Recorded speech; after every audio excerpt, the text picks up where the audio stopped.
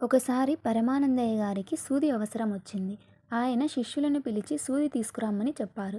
శిష్యులంతా బజారుకి సూది కోసం బయలుదేరారు. సూది కొన్నాక వాళ్ళకి ఒక అనుమానం కలిగింది. ఈ సూదిని ఎవరు తీసుకెళ్లి గురువుగారికి ఇవ్వాలి? అందరూ నేను నేను అంటూ పోటీ పడ్డారు. ఆ గొడవ తేలేలా కనిపించలేదు. ఇలా ఉండగా ఓ శిష్యుడికి కొంత దూరంలో ఒక తాటి దూలం కనిపించింది. అతనికి ఒక ఆలోచన వచ్చింది. అప్పుడు అతను మిగతా వారితో ఇలా చెప్పాడు. మనం గొడవ పడొద్దు. అక్కడ ఉన్న తాటి దూలానికి సూదిని గుచ్చి అందరం దాన్ని మోసుకెళ్దాం. అప్పుడు గురువుగారి ఆజ్ఞను అందరూ సమయంగా పాటించినట్లవుతుంది. ఈ ఆలోచన మిగతా శిష్యులకు కూడా నచ్చింది. వాళ్ళు సరే అన్నారు. ఆ దూలం తీసుకొని దానికి సూది గుచ్చి 12 మంది శిష్యులు మోసుకెళ్లారు. ప్రజలంతా వారి తెలివి తక్కువతనానికి ఎంతగానో నవ్వుకున్నారు. మొత్తానికి శిష్యులంతా కలిసి ఆ తాటి దూలాన్ని గురువుగారి దగ్గరకు తీసుకెళ్లారు. గురువుగారు ఆశ్చర్యంతో ఏం జరిగింది అని అడిగారు.